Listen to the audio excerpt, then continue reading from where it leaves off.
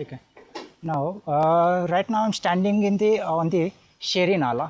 This is coming from Sangli city, and it carries about 5 crore liters of sewage every day, plus 1 crore effluent. So you can see 6 crores of effluent plus sewage is carried into river Krishna. Just 500 meters away there is river Krishna. I'll show you in another video. So about 6 crores liters of sewage is being carried into Krishna river, and if you see that much amount of sewage is carried, it has a very negative impact on the human health as well as the aquatic life of this river. So on one point they have built one section from where the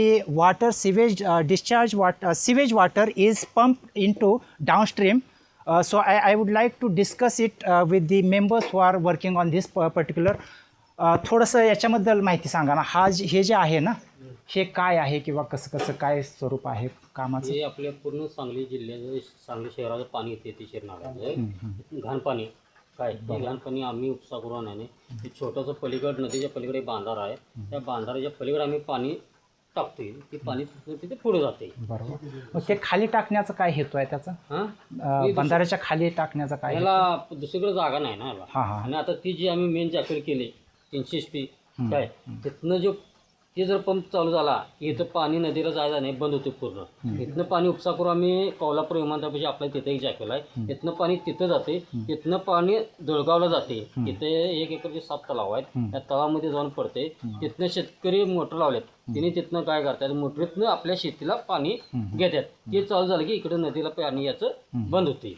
पण पाण्याचं प्रदूषण होते असं वाटतंय का तुम्हाला कृष्णा नदीच्या पाण्याचं?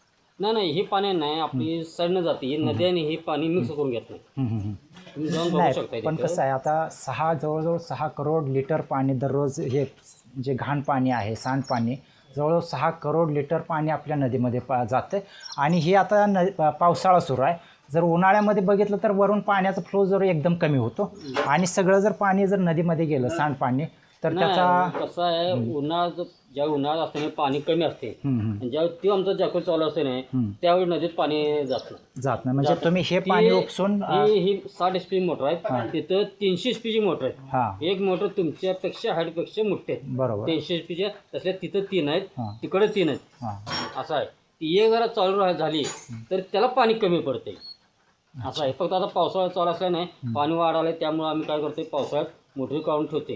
जेव्हा आपलं दिवाळी आणि इथून जे पाणी आहे ते शेतीसाठी पाठवलं. शेतीला इथनं कोल्हापूर विमानतळापाशी जॅकेल आहे, तिथं पडते. तिथनं मग धुळगावला शेतीला जाते. पण शेतीसाठी हे पाणी योग्य आहे असं वाटतंय तुम्हाला?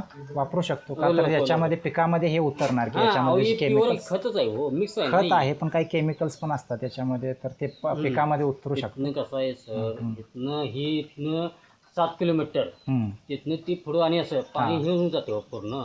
एरेशन होतं, त्याच्यामध्ये हवा मिसळ जाते, आणि तिथं हे असेल, एक साठा असेल.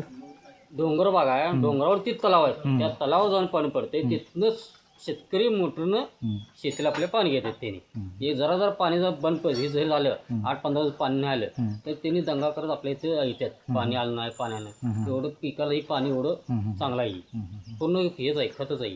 अच्छा, असं आहे. ठीक आहे, थँक्यू.